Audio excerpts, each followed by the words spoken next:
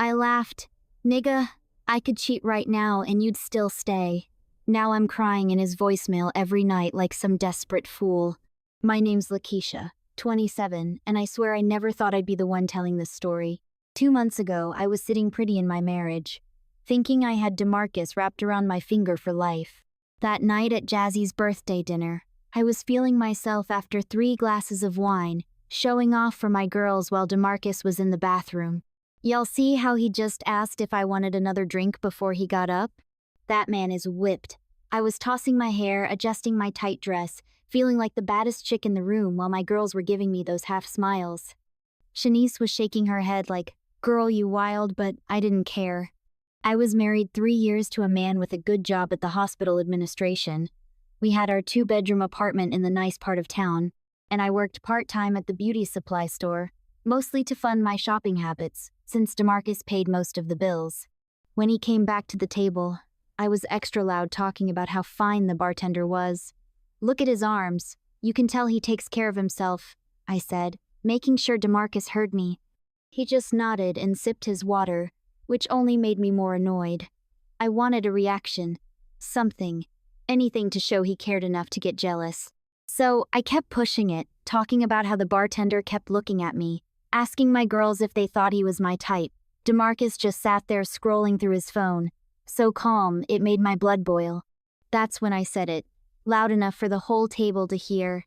"Nigga, I could cheat right now and you'd still stay." The table got quiet. My girls looked down at their plates. And DeMarcus? He just looked at me for a long moment, not angry, not hurt, just empty. Then he said, "You're probably right," and went back to his phone. The rest of the night I acted like everything was normal, like I hadn't just disrespected my husband in front of everyone. On the drive home, DeMarcus was quiet, but that wasn't unusual. He was always the quiet type, which used to drive me crazy until I realized it meant I could talk as much as I wanted without interruption. I was still buzzing from the wine, going on about how Jazzy's man bought her a Tiffany bracelet for her birthday and how he was setting the bar for other men. DeMarcus just nodded, eyes on the road. When we got home, he went straight to the shower while I called Tiffany to gossip about the night. I heard the water running for a long time, but I didn't think anything of it. The next morning, everything seemed normal. DeMarcus made coffee like he always did before work. He kissed me on the forehead before he left, but something felt off. It was too routine, like he was going through the motions. I brushed it off, figured he was just tired or stressed about work. Little did I know, that night at Jazzy's dinner was the beginning of the end. That moment when I laughed about cheating on him, that was when something broke in our marriage. But I was too blind, too caught up in myself to see it. All I saw was a man who would put up with anything from me, who would stay no matter what I did or said. What I didn't see was a man making plans, a man who'd finally had enough. And by the time I figured it out, it was too late. DeMarcus was already gone in all the ways that mattered, and I was about to learn the hardest lesson of my life. A week passed, and I started noticing little changes. DeMarcus stopped texting me during the day to check in. He was working late more often, saying there was a new project at the hospital. When I called him, he'd answer quick like, "What's up? I'm busy." Before, he'd drop everything just to hear me talk about some drama at the beauty supply store.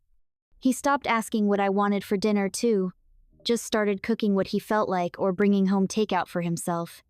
One night I saw him meal prepping his lunches for the week, something he'd never done before. "Since when do you do all this?" I asked, and he just shrugged. Saving money. That hit me sideways because I'd just spent $300 on some new shoes, and he hadn't said a word about it. My girl Tiffany noticed something was up when we met for lunch. "How's DeMarcus?" she asked. And I rolled my eyes like everything was normal. Same old boring DeMarcus. But then she said, "I saw him at the gym yesterday. Looking good too." That stopped me cold. DeMarcus hated the gym. Always said he was too tired after work. Must have been someone else, I said, but Tiffany shook her head. "Nah, girl. We talked for a minute. Said he's been going for a few weeks now." I played it off, but inside I was spinning. Why wouldn't he tell me that? I started paying more attention after that. His clothes were different new jeans that fit better, shirts I hadn't seen before. His haircuts were fresher too, going to the barber every week instead of every 2 or 3. When I checked our joint account, I saw less money than usual. Not empty, but definitely less. When I asked about it, he said, "Just handling some things." That wasn't like him. He always told me every detail about our finances before. One night, I went through his phone while he was in the shower. No suspicious texts or calls, but his Instagram had all these new follows fitness pages, investment accounts, and some life coach dude posting about knowing your worth. The search history was full of stuff like apartments in Riverside and how to separate finances from spouse. My heart dropped, but I told myself I was overreacting. DeMarcus wouldn't leave me. He couldn't. Where would he even go? What would he do without me? I put his phone back just as the shower turned off, convinced I had nothing to worry about. DeMarcus was too comfortable, too settled in our routine to make any big moves. Besides, he'd forgiven all my little mess-ups before. That's just how he was. But deep down, a tiny voice was whispering that something wasn't right. I just wasn't ready to listen. Then came the Thursday that changed everything. I got home early from work because we had a slow day at the beauty supply store. I was planning to surprise DeMarcus by actually cooking dinner, for once something I rarely did. But I was the one who got surprised when I opened our closet and noticed gaps where his designer sneakers used to be. His favorite hoodie was gone too. I pulled open his dresser drawer shelf empty. My heart started racing as I tore through the apartment, looking for other missing things. His PlayStation was still there, but his favorite games weren't. The expensive watch I'd gotten him for Christmas was gone from the nightstand. I was in full panic mode now, calling his phone over and over, straight to voicemail. When he finally walked in at 7:30, I was sitting on the couch, surrounded by his open drawers and closet doors. "Where's your stuff?" I demanded, before he could even put his keys down. DeMarcus looked at me with this weird calm, like he'd been expecting this moment.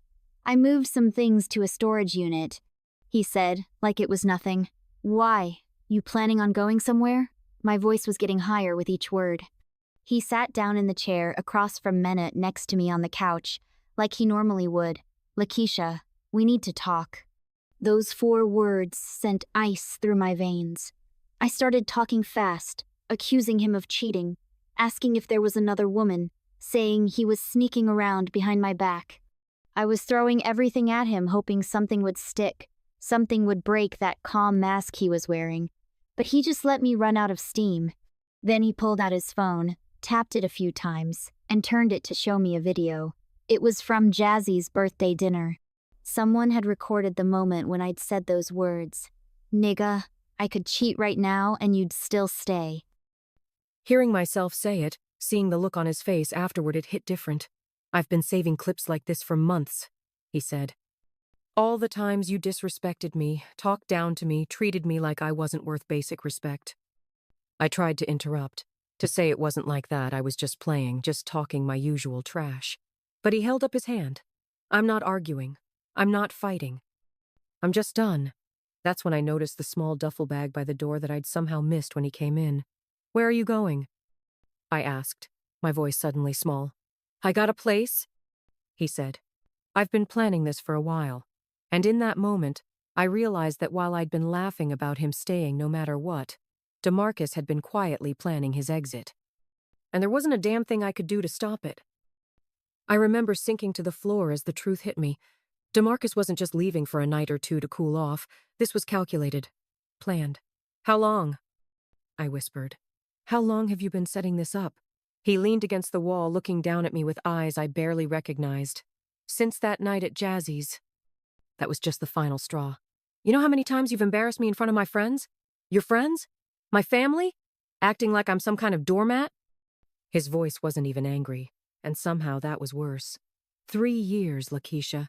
3 years of you treating me like I should be grateful you even chose me. My mind was racing, scrambling for something to grab onto. "Is there someone else? Just tell me." It was easier to believe he was leaving for another woman than to face the truth that I'd pushed him to this. DeMarcus actually laughed, but it wasn't a happy sound. "That's your go-to, huh? Blame someone else?" He pulled out his phone again, scrolled through some pictures, then showed me. It was screenshots of our bank statements. "See these withdrawals?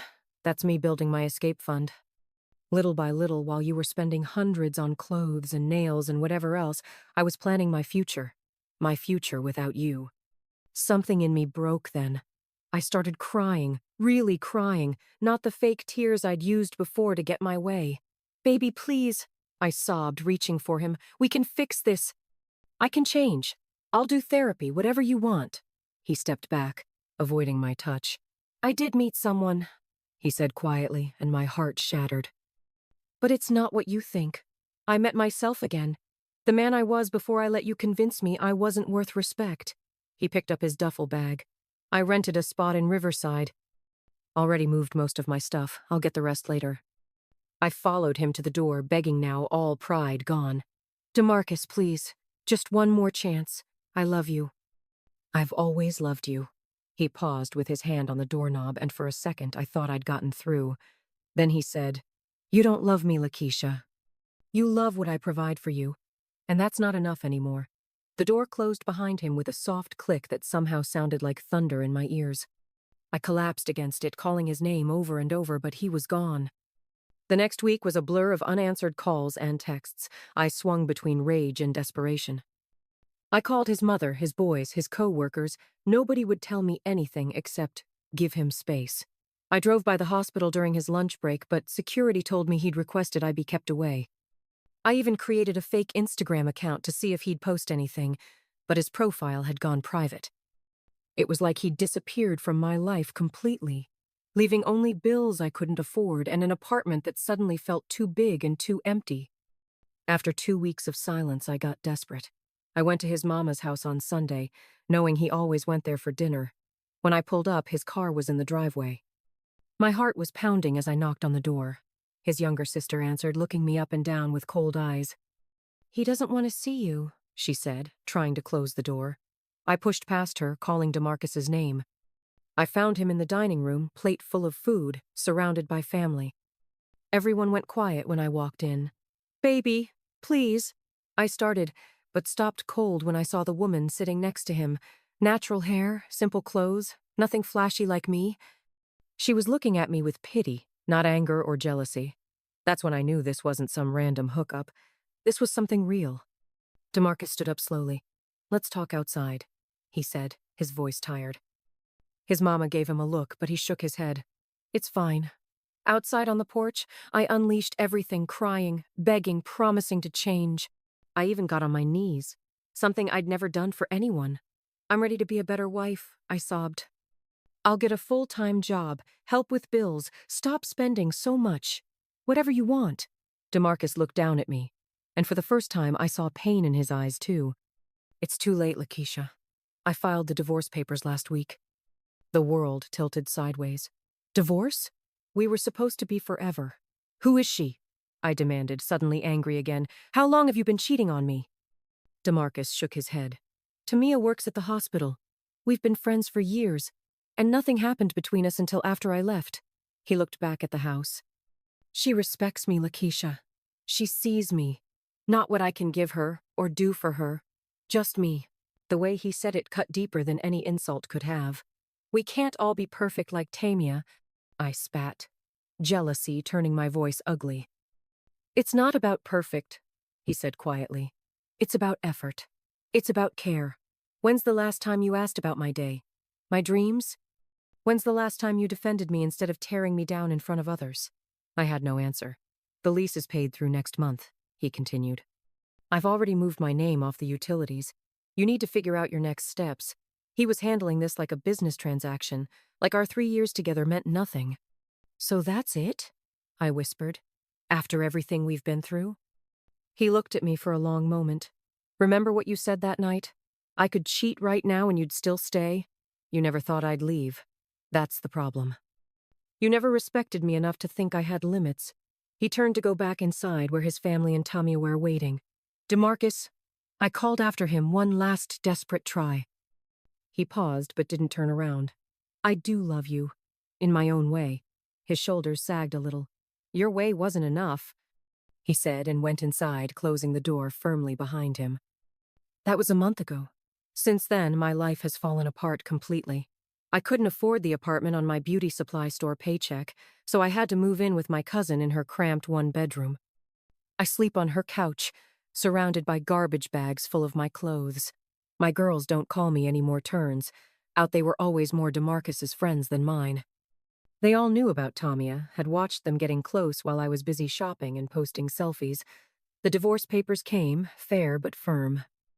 DeMarcus wasn't trying to take everything, but he wasn't giving anything extra either. My lawyer, actually, my cousin's boyfriend who's in law school, said I should consider myself lucky. Every night I call DeMarcus. Sometimes once, sometimes 10 times. He never picks up. So I leave voicemails, crying into the phone about how much I miss him, how empty my life is without him. Please, baby, just talk to me. I begged to his automated greeting. I know I messed up. I know I took you for granted. Just give me one more chance. Last week, I drove by our old apartment and saw him loading boxes into his SUV, Tamia helping him. They were laughing about something. I sank down in my seat, watching them through tears. They looked happy. Real happy, not the fake look at us on Instagram happy that I'd been chasing. Yesterday, I got a text from him, the first direct communication in weeks. Please stop calling. I've moved on. You should too. Just 12 words, but they broke me all over again. I tried calling one more time, but it went straight to voicemail. He blocked my number. That's when it finally hit me. It was really over. The man I thought would never leave, the man I'd treated like he should be grateful for my attention, had built a whole new life without me.